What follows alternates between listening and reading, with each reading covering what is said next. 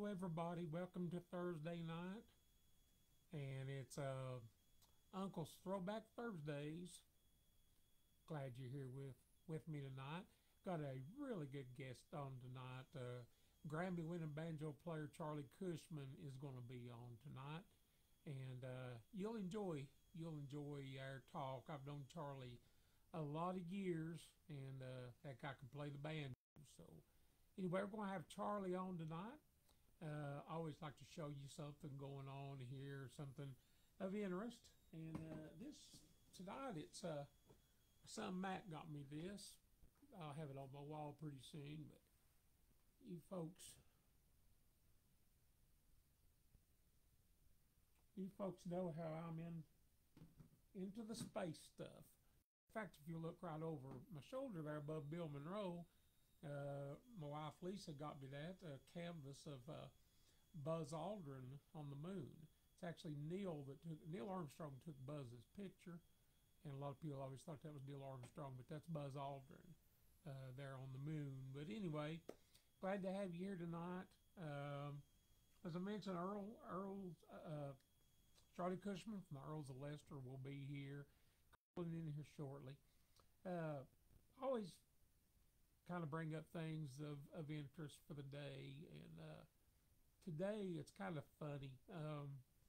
I always have these Steve Gully moments going down the road and stuff, and there is a pizza restaurant here in town that used to be a muffler shop, and me and Steve used to joke all the time about that, about the place that said you could go in there and eat and get your oil changed or whatever while you're eating. We always just thought that would crack us up. So anyway, I passed that place today and immediately thought about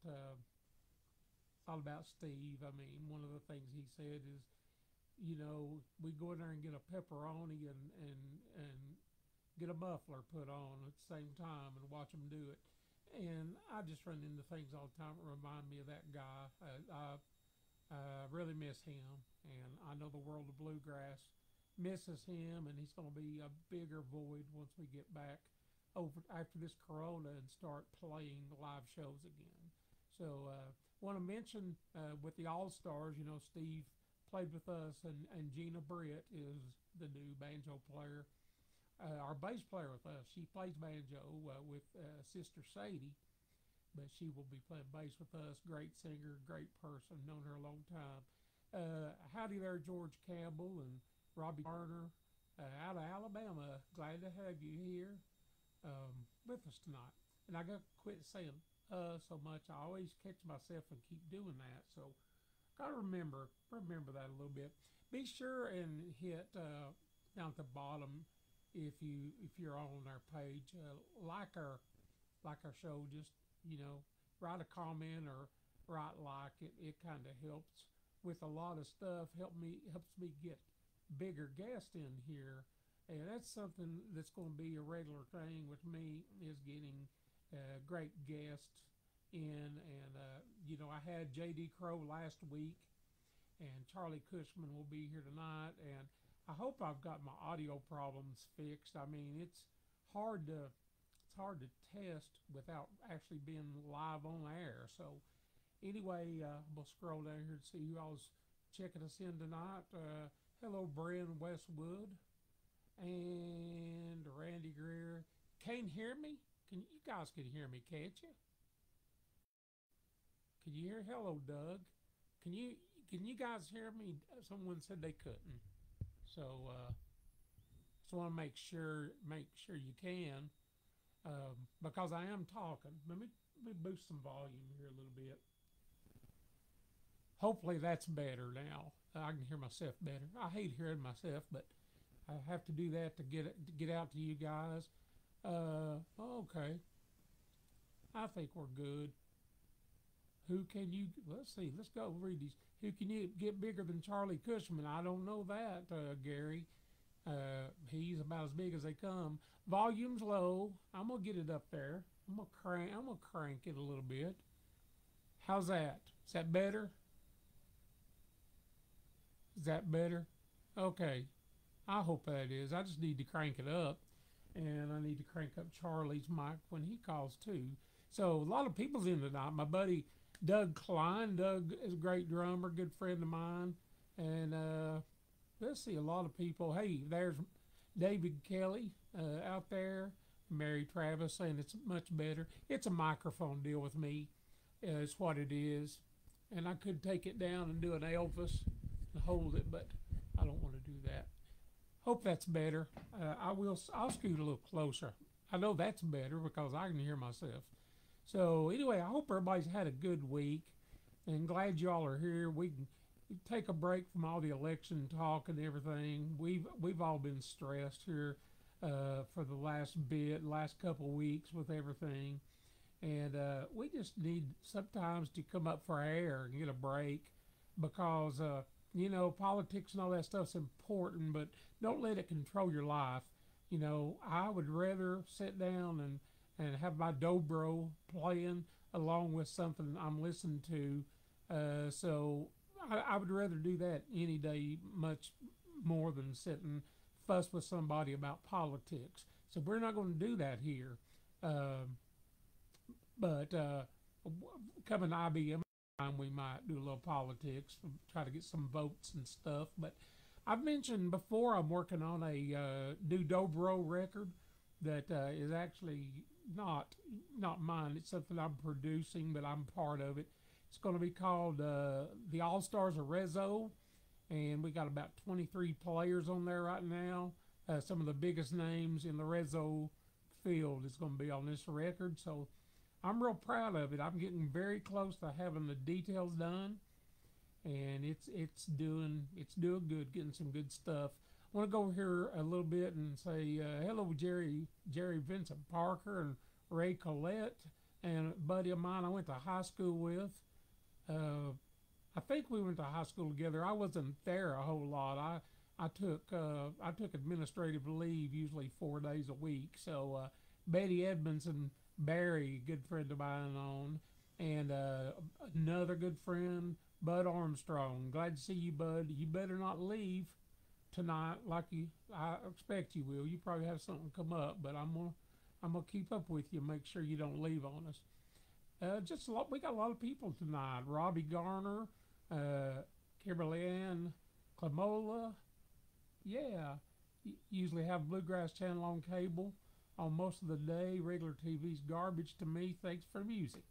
Well, tonight we're not going to really have much music. It's going to be more about, talking with Charlie and a lot of stuff like that. But Charlie's done a lot of stuff. Still can't hear me, George?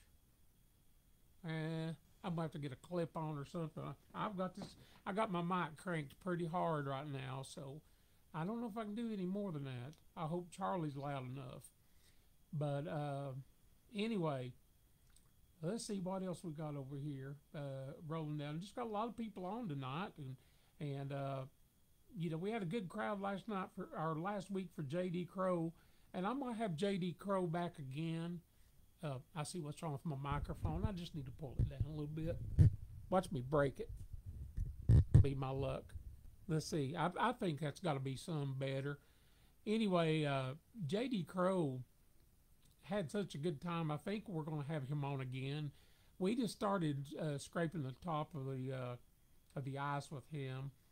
He's got a lot of good stories, and I've heard a lot of them. So anyway, we're gonna get him back on here before too long. Right now it seems like I'm on a banjo player run. I mean, with Crow last week, Charlie Cushman this week, and I've got a couple of banjo players I'm looking at for next week, and I may break that up a little bit. I may bring a mandolin player or something in. So we'll see what happens, but I'm just glad you guys come over and tune us in. Okay. I'm going to have to quit reading the notes on the side because some people say they can hear and some people say they can't. So anyway, what was I getting into? Oh yeah. I don't know how many of you guys are on here that are pickers and stuff, but over in the comments, I know a lot of you, but write what you play sometimes and who you'd like to see on the program. I, I can get a lot of people on. There's a few that would be hard. You know, I'm not going to be able to get Steve Martin on, but I can get a lot of the great banjo players, mandolin players, dobro players, and all that stuff while they're out there. So anyway, had a note here. Oh yeah, sorry about this. I can't read my own writing sometimes. I need to start writing bigger. I keep my notes down here below and everything. But anyway, before Charlie comes on here tonight, I hope that all you guys will, try to hang out for the whole show because Charlie's got some good stuff to talk about, and he's just he's a really brilliant guy. He used to work at Gibson Banjos, setting up banjos down there. He was the main setup guy, and now he's out on his own doing this a lot. And like I said, he plays with the Earles of Leicester, which right now, nobody's playing because of this corona. But if you've seen the Earles of Leicester, you know Charlie Cushman. And anyway, Charlie, as I mentioned earlier, he's a Grammy winner. And the Earls won a Grammy back, let me see, 2014, I think was when they won that. But we're going to talk a little bit more to Charlie about, I think he went out to the Grammys. And I had a nomination one time with J.D. Crowe, and had another one with Delane Bradley. And I didn't go to either one of the nomination things. One with J.D. Crowe was in Los Angeles. And, I could have kicked myself 100 times for not going because that opportunity doesn't always come up again. But, we were nominated, but Charlie won the Grammy in 14. So we're going to talk about that a little bit.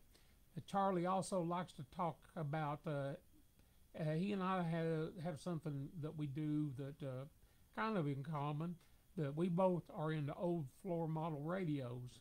And I've got a couple of Zenith radios and a bunch of cabinet type radios, the small ones. I have the Zenith. These were like from the 30s and 40s. And Charlie's into that, except Charlie, I guess he's making a lot more money with the Earles of Leicester than I'm making doing Thursday night throwbacks. But Charlie gets these and he gets them all fixed, and totally repaired where they look brand new. So we're going to talk about that a little bit. You have to get away from the music a little and talk about hobbies. And I will talk to Charlie about how he got started and how he got the job with the Earles. I mean, I know it was off of his banjo playing, definitely, but I'm curious myself about some of this stuff. So anyway, that's a few things we'll talk to him about. And if you guys have any questions you want me to ask Charlie, all you got to do is write them over here in the comments where they'll come up. And sometimes the board moves quick and I miss it. So I hope I will. Let's see.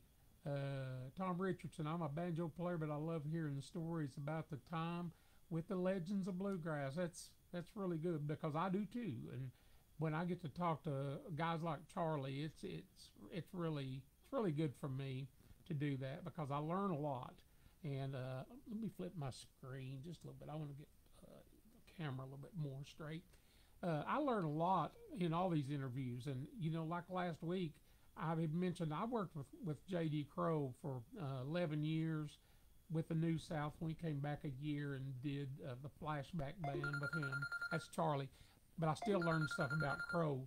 So let me see if gosh, we got to pray we'll come through the sound system this time. Hey, Charlie. Hey, Phil, what's going on? Oh, buddy, waiting for you, man. Are you all right? Yeah, I'm good. How about you? I'm doing good, buddy. I just got to see if everybody can hear you because I've messed around with stuff again here. And somebody send me a comment and let me know if you can hear Charlie. Charlie, say a little something here. Hey, good evening, Phil, from beautiful downtown Cottontown, Tennessee, 37048. Heck yeah. Can you guys hear Charlie? Somebody send me a note. Well, we're gonna assume you can because nobody said they can't hear you. So anyway, buddy, glad to have you on the show tonight, Charlie. And hey, your level's great. That's what we need. That's what we need. Good deal. It says ask Charlie about his vintage Gibson banjo display that they saw in one of his videos. We'll do that.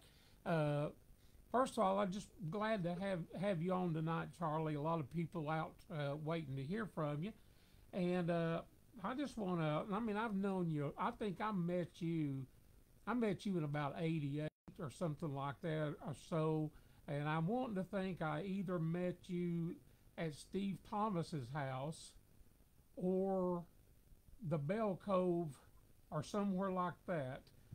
It may be a little later than '88, but I met you a long time back, I know, and I don't know if I'm right on those dates or not, but it's been a long time back on that. Yeah, it sure has, Phil. I don't remember myself exactly, but I do appreciate you asking me to come on your show tonight, and always look forward to visiting with you if it's over the phone or in the studio or out on the festival grounds or wherever. It's always great to see you. You too, buddy. We always have fun, and a lot of folks don't realize. I mean, you guys with Earles of Leicester, when you're up on stage, you're doing what you do and into it. But we've all got this other side of musicians. I guess the 23 hours that we don't pick. That it's like a family thing with all of us, and it's always been with you. I mean, you always been like family to me, and I appreciate that. Well, same here, Phil, and we have a lot of common interests. Out of the music scene too. We both like old vintage pre-war radios, and we like old instruments. We do. And the old traditional style bluegrass. Exactly. I was just telling people before you called in about that you're into all the radios and you have some really nice ones, and we'll get into that and talk about the radios here in a little bit because there may be some other folks out there that collect those and want to know a little bit more about it. But anyway, I want to ask you about some of your early years. Now, you were born in Clarksville, is that right, Tennessee? Yeah, Clarksville, Tennessee. That's what I thought. Now, what age did you start playing banjo, Charlie? Well, I got interested in the banjo and its sound and everything at age 4. Wow. I grew up about 40 miles north of Nashville, and so in the early 60s, 63, 64, when I was 3-4 years old, I saw Flat and Scruggs television show on WSM TV, and heard Earl Scruggs playing that banjo, and I knew it was something that I liked a whole lot, and expressed to my parents and my grandparents that I'd like to do that someday, but I had to do that for 3 or 4 years before banjo actually made it to the house. But, yeah. But I started taking lessons in Clarksville at age 7, and took lessons from a really, really fine musician guy named Billy Bryant, who was an excellent guitar player. And he could play several songs on the banjo in the Scruggs style.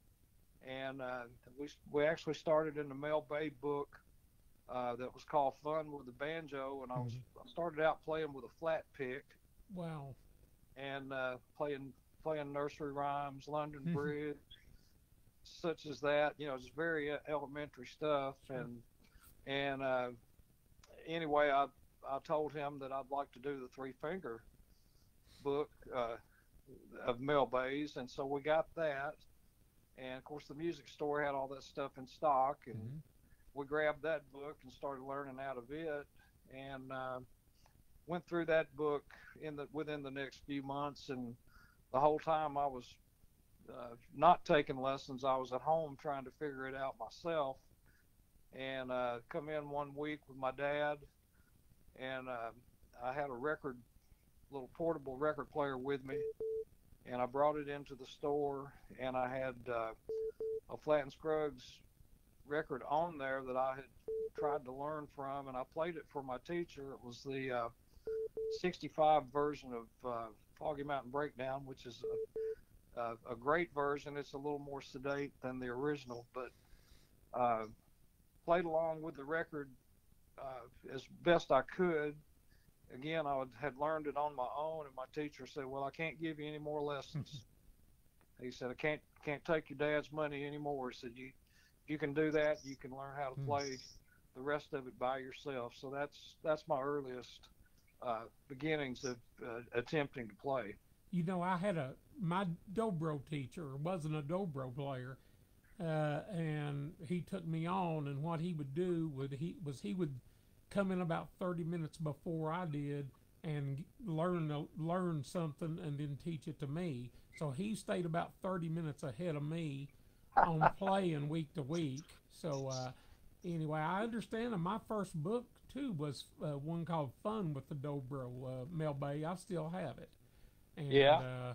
You know, I think about everybody that learned bluegrass instruments probably had one of those Mel Bay books. They were really good. And they were. Yes, they were. They were. But when you got started, what was some of the first bands you were in? I mean, I'm sure you were in some local bands to start with and stuff like that. Yes, that's true. Well, I met a guy at the music store that I was taking lessons at, and this guy was a local fella. He was quite a bit older than me, but he was a really good guitar player and acoustic guitar player, and he had a brand new D18 Martin, and we started jamming there in the store, and kept our eyes open for some of the events that were happening around Middle Tennessee that we could possibly go to, like contests and anyway, the first one we went to was down in Dixon, Tennessee, called Old Timers Day, which they still have, which is tractors and wheat thrashers and ladies in gunny sack dresses churning butter and that type of a event. And we went down there, and was that first time I went down there that I saw Kenny Ingram on stage playing with a local group down there. And besides Earl Scruggs, Kenny was the first guy that I ever saw up close playing a banjo in person. Wow. And of course I had a great friendship with Kenny all those years, and we lost him about a year ago. The big loss to the banjo world, of course. Oh yeah, sure. But anyway, after that, we found another event down in Waverly, Tennessee, that was held on the public square, and me and this buddy of mine were picking under a shade tree and just jamming, me and him and a couple other guys, and one of the bands who was that day come by and heard us and liked what we did and invited us to play with their band.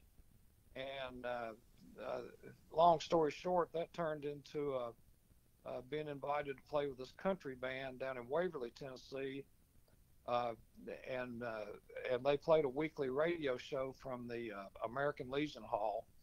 And so by the time I was 9 years old, I was playing on the radio every week, and you know, I had some lucky breaks there, I guess. Yeah, man. Well, you had a great start on everything, and plus, you know, it's kind of like this. I mean, when I first started, there was you could count the dobro players out on the circuit on one hand, pretty much, and around home there was none. And I know, you know, what you're talking about. You know, there was, in the 70s, there were a flood of people, you know, that I guess fell in love with the banjo after the movie Deliverance. But, you know, a lot of them, you know, didn't keep it up. But now it's like every instrument the people now just can go to YouTube and learn how to play, and some of these kids are so incredible that go on YouTube and learn all this stuff, and they learn. It seemed like they learn more in 3 or 4 months than we were able to take in a good while, and which I'm glad, just like you, that we came up the times that we did. Right. These younger generation musicians, younger than us, who do have YouTube and computer software that slows the classic stuff down, or anything down, which are both great learning tools. Sure. They learn faster, they learn more thoroughly, and they can play those videos 1,000,000 times if they want to. It's free, which really gives everybody a chance. And then you take some of these players from that generation, and now they've got 10 or 15 years under their belts as pro players, and look how great they are. Oh yeah. Exactly. It's just amazing.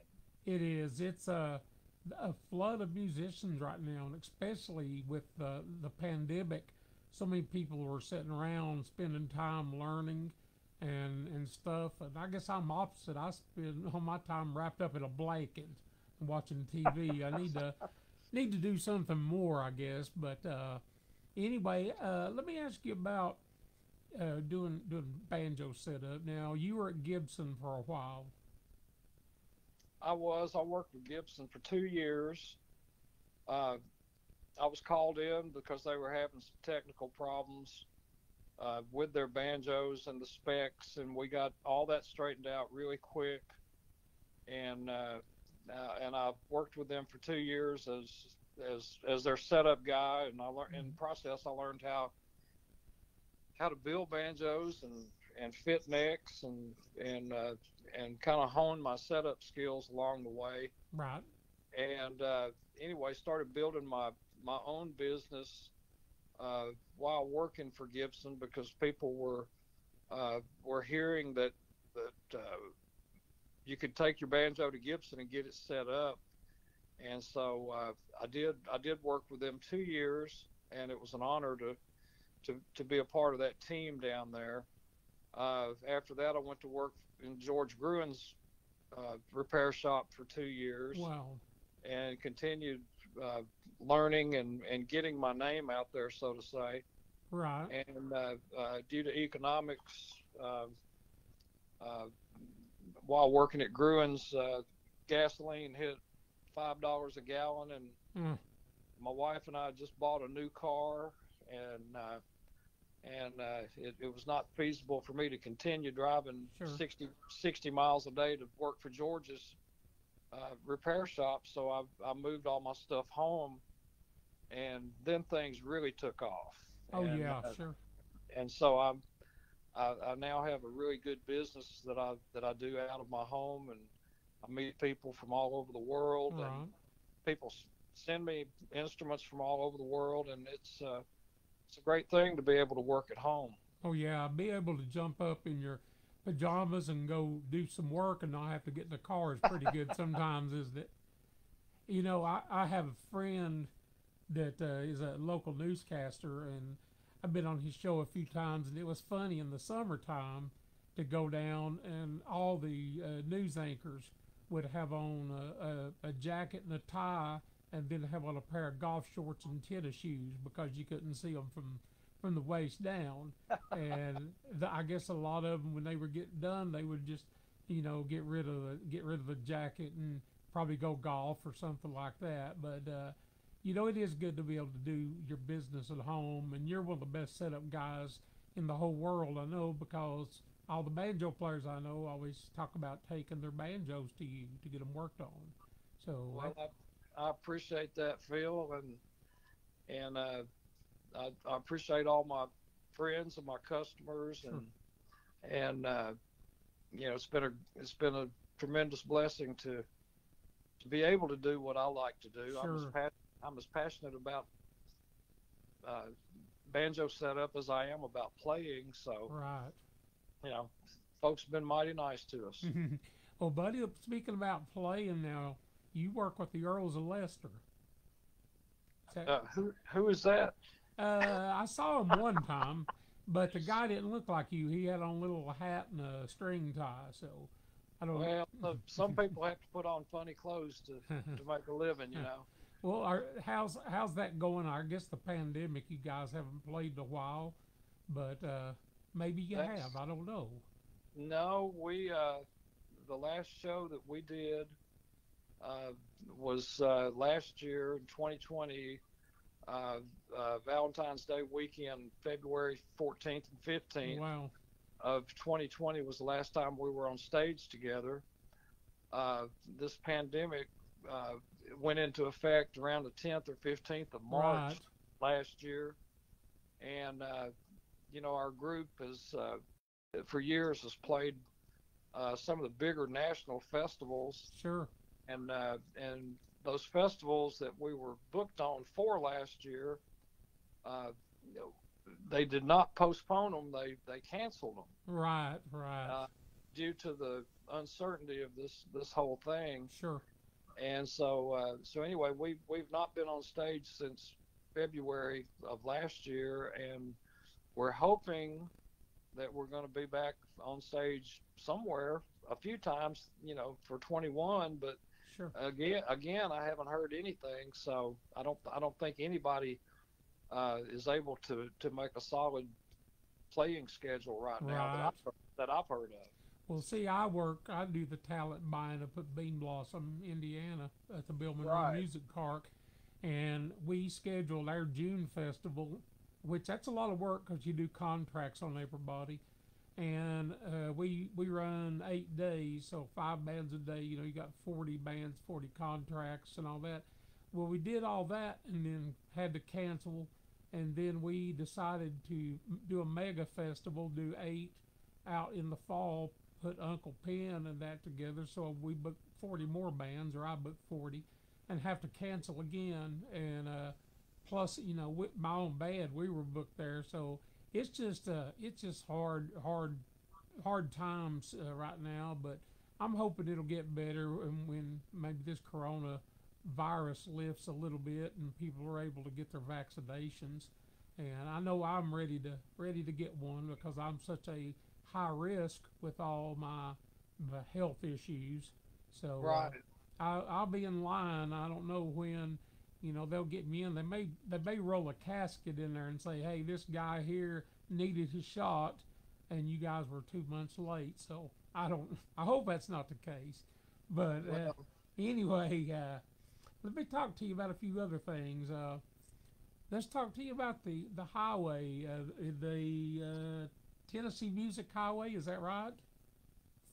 Yes. Yeah, let's talk about that. I know that they did some good things for you here recently. Yeah, we were honored by the state of Tennessee with their Department of Tourism that began a program last year called the Tennessee Music Highways. And what that's all about is to increase and promote foot traffic and back roads traffic through some of the smaller towns in Tennessee, not so much in Nashville, but in surrounding areas. Of course, the Memphis area, the Knoxville area.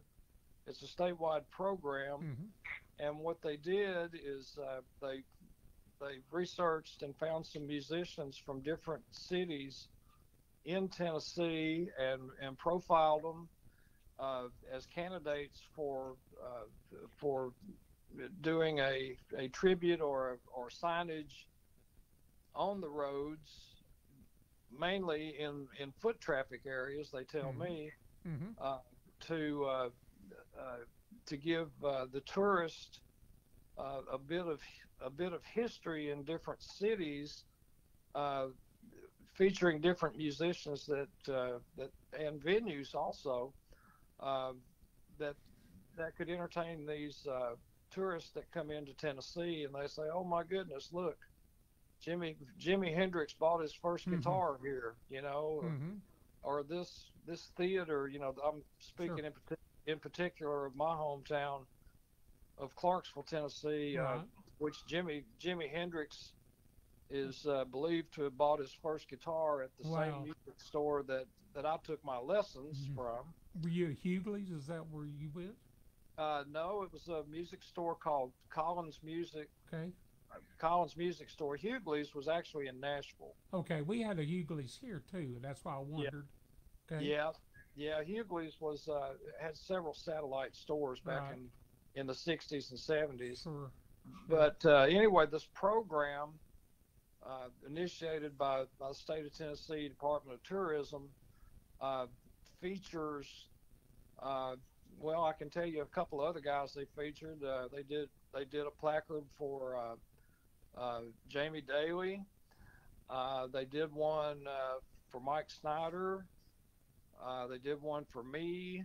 They did one for the old movie theater that I used to attend when I was a boy Mm-hmm. in Clarksville, the Roxy Theater. So anyway, it was just a great honor for the state to recognize me and some of the stuff that I've done and put up a marker and for all to read about. And they erected the marker just a few feet away from where the music store used to be that I started at. That is cool. Really So cool. they did their research and really dialed this thing in to be accurate. And of course, they had a ceremony for me down there in Clarksville, Wow. and my mother and dad, my wife, lots of family members, grandchildren, uh, mother and daddy-in-law, brother-in-law. We had a lot of people from the family, That's great. our immediate family, that came down to witness that, along with some folks I went to high school with, and it was just a beautiful day. That's awesome. That's so good they were able to do that for you. And they did that in Clarksville, right? That's correct. Yeah. That's really cool. Congratulations on that. I had read that Well, on the thank you. internet. I keep up with you and Well, know when you're doing something. I kind of like Santa Claus. I keep an eye on you to see what happens. well, I'll try to do better. Oh, yeah, you always do. Let's talk about this. You know, one thing bluegrass musicians really can't talk about because it's such a rare thing is winning a Grammy. And you won one in 2014 with the Earles of Leicester. And did you guys went out to the show and everything like that? We did. Yeah, we flew out to L.A. For the ceremony. My wife went with me, and some of the wives of Mhm. the other guys in the band Right. went. We just kind of had a big uh, family get together out there. Unfortunately, I stopped at a hamburger joint in the Nashville airport, and by the time I got to Los Angeles, I was Sick. green. I was very sick Mm, and spent a little bit of time in the bed, but I recovered enough to make the awards ceremony, and surprisingly enough, we got the Grammy for best bluegrass mhm. album of that year. That Grammy's the best nausea medicine there is, isn't it? Well, When you get you have your different levels of achievements. You have your doctorate, Mm-hmm. and then you have your four-star generals and everything like that in other occupations. But True.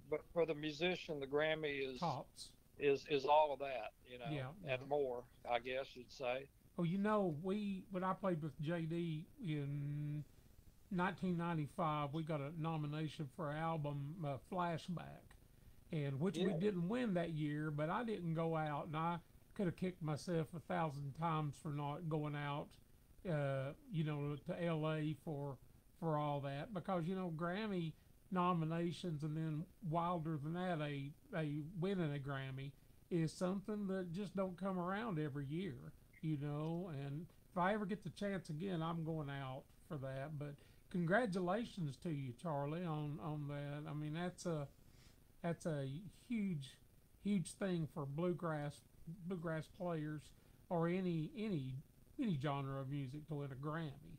So It really is, Phil, and I'm still getting used to the idea, mhm. and it was a very high honor, and I'm very tickled about it because I was awarded this for doing something that I really love to do, Mhm. as far as the style of banjo that I play, Sure. and I work with a bunch of great guys, Mhm. dear friends, and good guys to travel with, and we are anxious to get together and get back out and play Sure. for the folks again, as soon as we can. Sure. Well, tell me when you were at the Grammys, name me two of the biggest artists that you saw, kind of close or in distance. Who are two of the biggest? That's it's a hard one. Oh no, Phil, that's easy.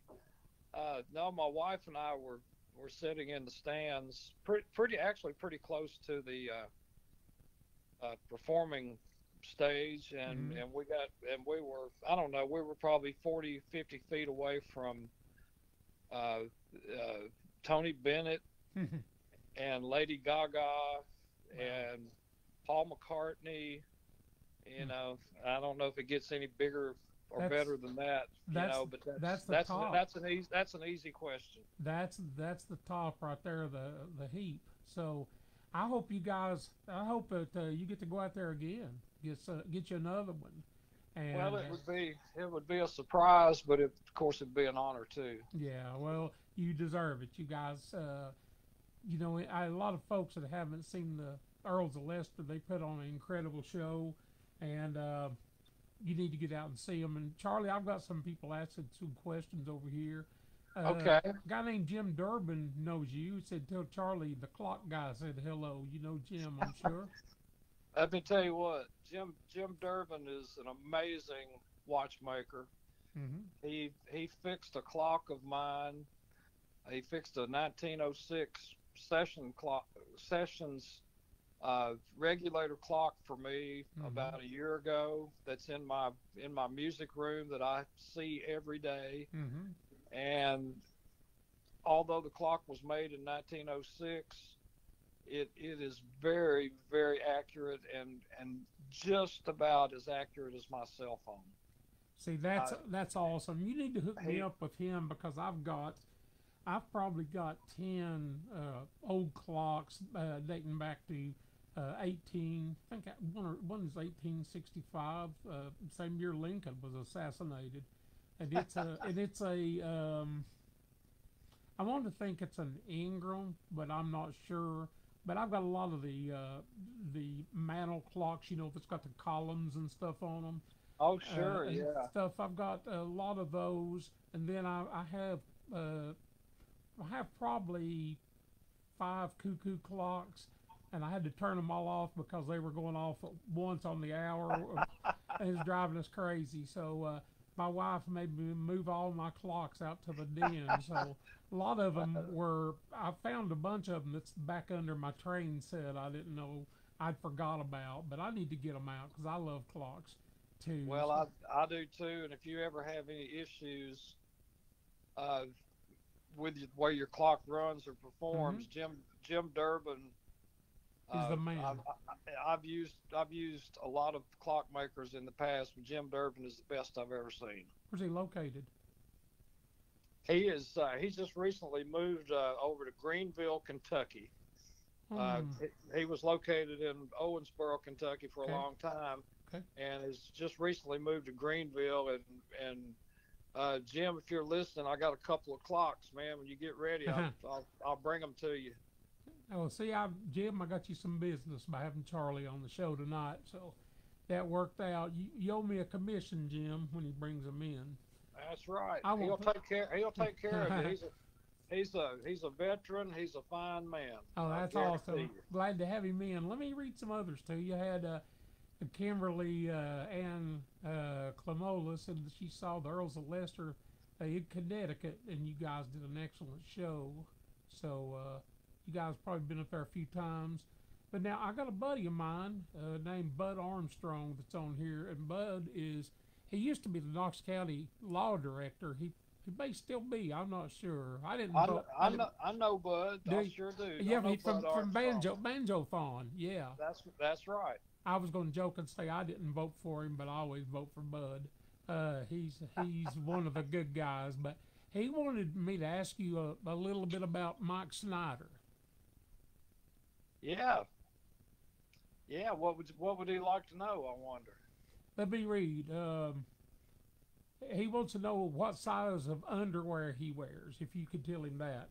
Well, you'd have to ask. No, he didn't write that.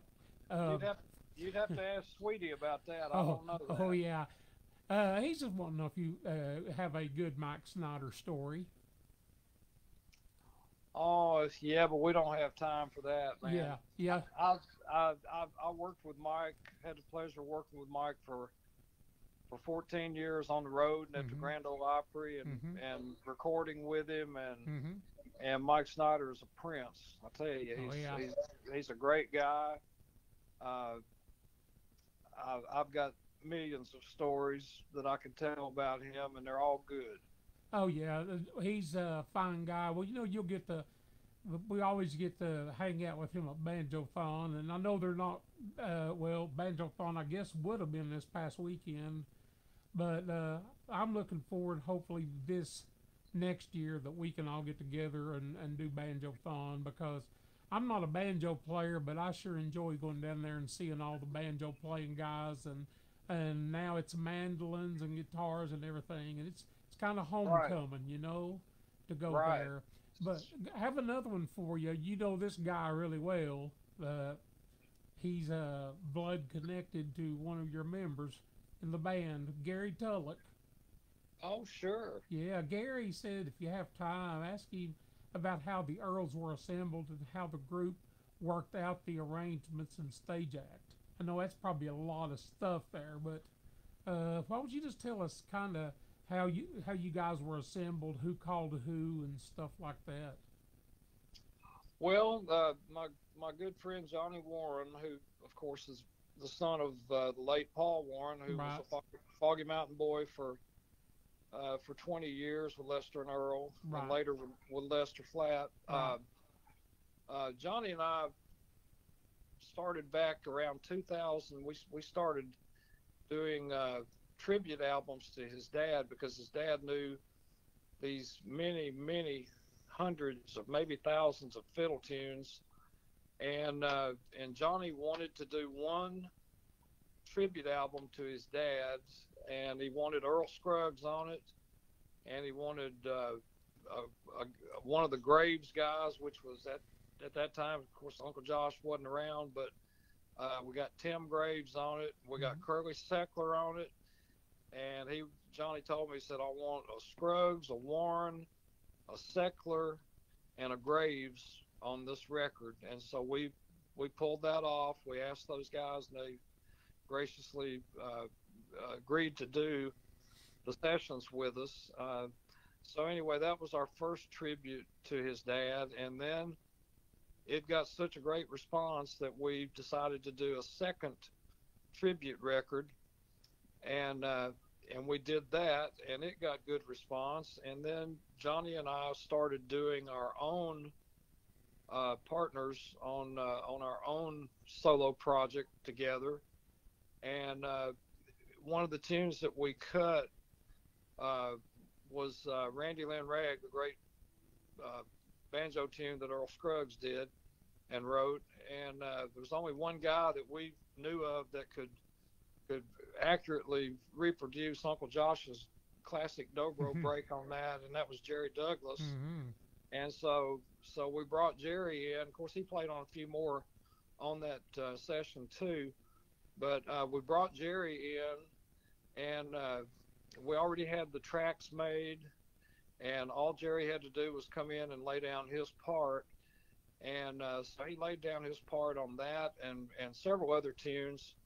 And when he got finished, he was packing his dobro up, and he said to me and Johnny, he said, I just realized something. He said, we got the Flat and Scruggs sound here, the dobro, the banjo, and the fiddle.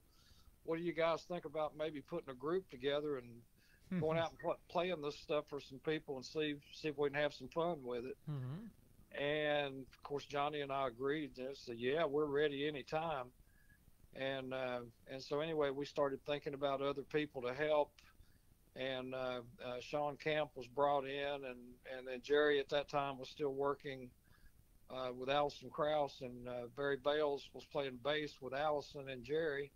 And so we brought Barry Bales in, and we got together for a run through or a rehearsal just to see how it would sound. And we were kind of amazed that we could play as close to the spirit of Lester and Earl and the Foggies that we did, because we all cut our teeth learning how to play our instruments by listening to them. Sure. And it took off from there, and that was the spring of 2013. So that was 8 years ago, and we've enjoyed every minute of it. You guys, all the guys in the band are just the right ones. And Sean Camp, you couldn't have got a better one than him. I met when I first moved to Nashville. I before I moved, about 2 weeks before, I went to a jam session at Mike Scott's house, which everybody knows Mike. And anyway, we jammed there, and Sean Camp showed up, and he was playing fiddle. And I think he may have been auditioning for a fiddle job with Mike. He had just came in from Arkansas and hadn't been here very long.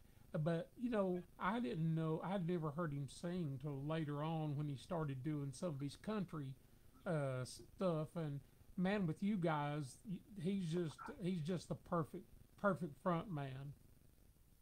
Well, we seem to think so too, and it's really, really good to sit back and watch him work, and of course all the other guys too. But sometimes he gets into a Lester Flat thing, and of course he's one of the best singers, period. Yeah.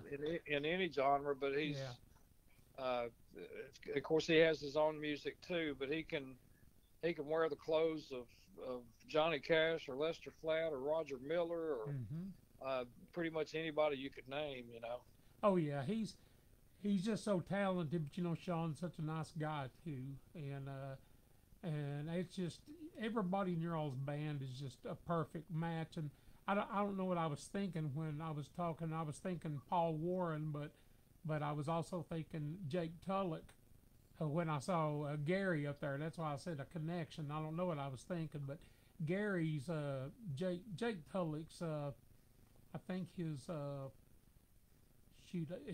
uncle maybe. Jake was Gary's uncle. I think. No, Jake Tulloch is Gary's dad.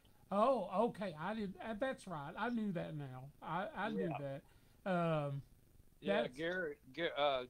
Gary and his brother Dean are Jake's two sons, and anytime the Earls play locally, the Nashville area or surrounding areas, Gary comes out to see us and always supports us. Right. And always has a new story for us. And we ask him lots of questions, and he's always glad to answer them or try to answer them, because it's been so long ago. But he's told us some tremendous Flat and Scruggs stories through the years. I bet he had them there in his living room then. I'd say some probably picking or rehearsing, or just being around him when he was a kid. That's got to be pretty cool right there. And well, yeah, Gary actually attended a few recording sessions at Columbia with Lester and Earl. Wow. And his dad. That's awesome. I knew now that you said that. I was kind of in a brain fog. I knew that he was Jake's son, and I don't know how that slipped my mind, but it's getting getting older and getting chemotherapy, that'll do a lot of it to you. But Yes, sir. I'll tell you what, bud, it's been good having you on the show tonight. Let me see if there's any questions over here that we need to get. People that's asked something. Well, sure enjoyed being with you, Phil. Buddy, you too. You too. Glad to answer any more questions that you have. Yeah, let me look here. Said, okay, Neil Lawson wants to know if you could tell him what your favorite banjo is to pick, or that you have. That's a hard one. Man, that's like asking which one of your kids you like the best. Oh, well, that's true. I understand. But I guess that's a pretty easy answer. I've got a 29 Gibson Granada, original flathead Granada, just like Earl Scruggs's. Mm-hmm.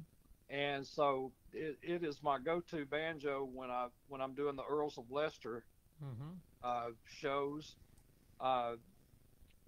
However, it's a very delicate instrument. I don't really fly with it, but sure. I take it on the bus, and it's basically my go-to banjo for the Scruggs sound, you know. But I have I've been an instrument collector for a lot of years, and I've got a banjo for every day of the week, just about.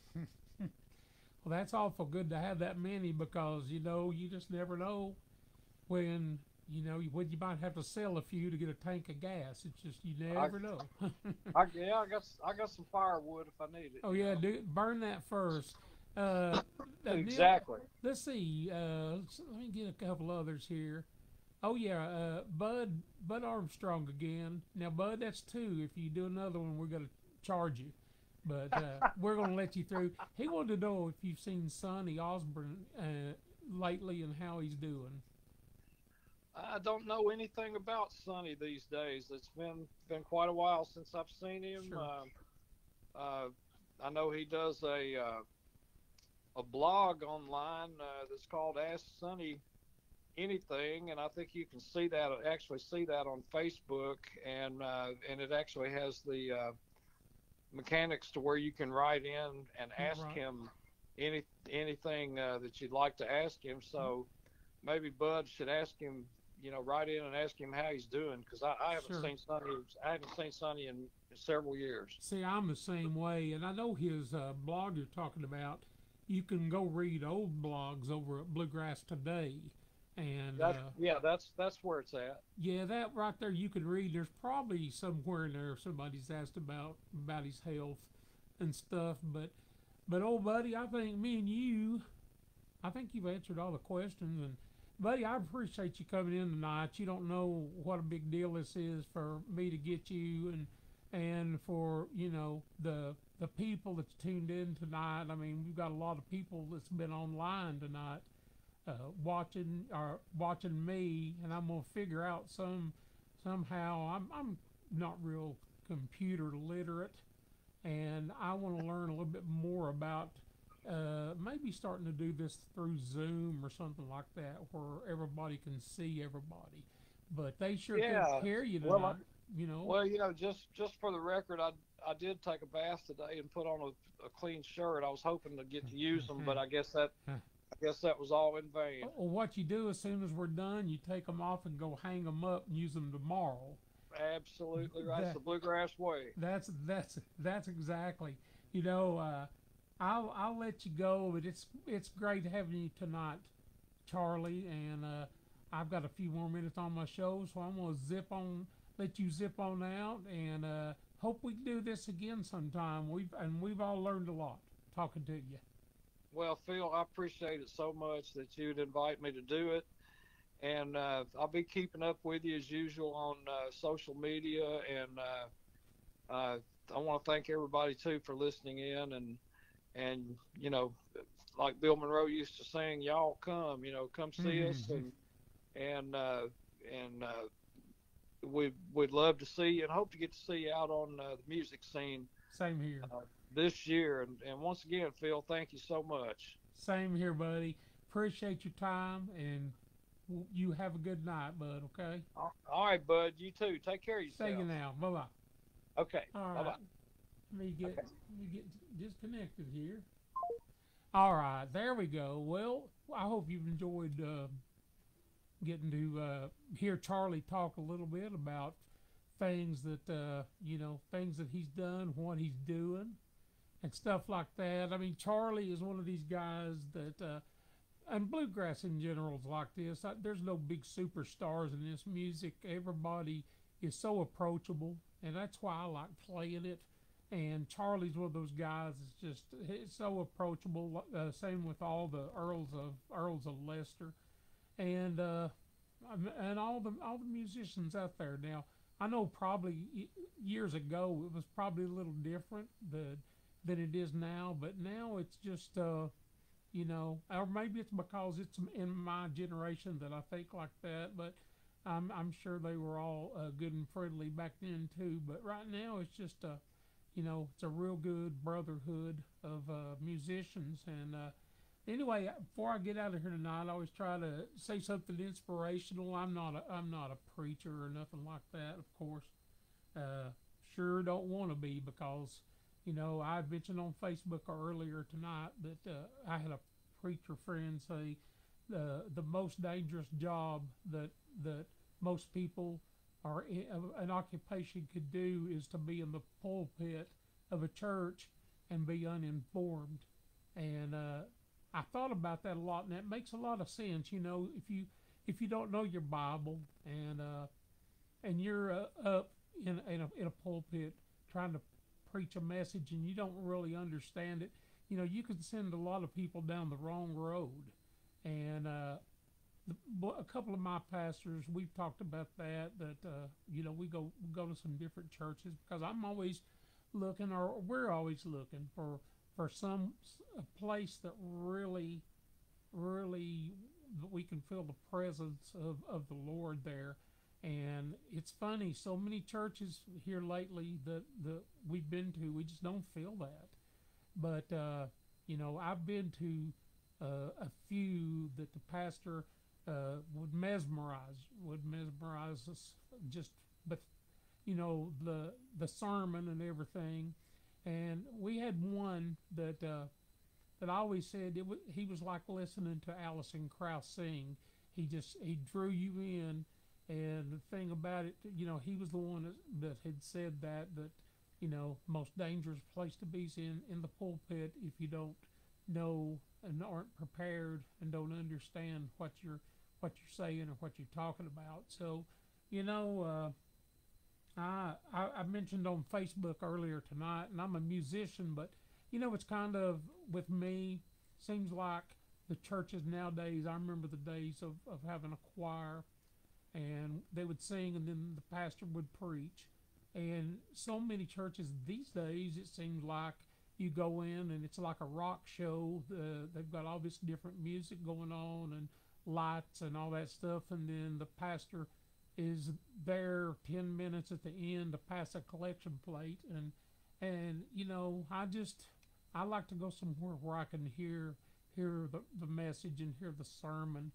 And I don't know how I got off on that. I think it's just because it's been on my mind that how important it is to you got music's a big thing, don't get me wrong, and I know it motivates people, and I play a lot of churches, so I'm not going to dog that, but I just think when you do that, churches we played as a band, we would travel a little ways only to do 4 or 5 songs. And I've done big mega churches where we've only done a couple of songs, and the preacher would preach.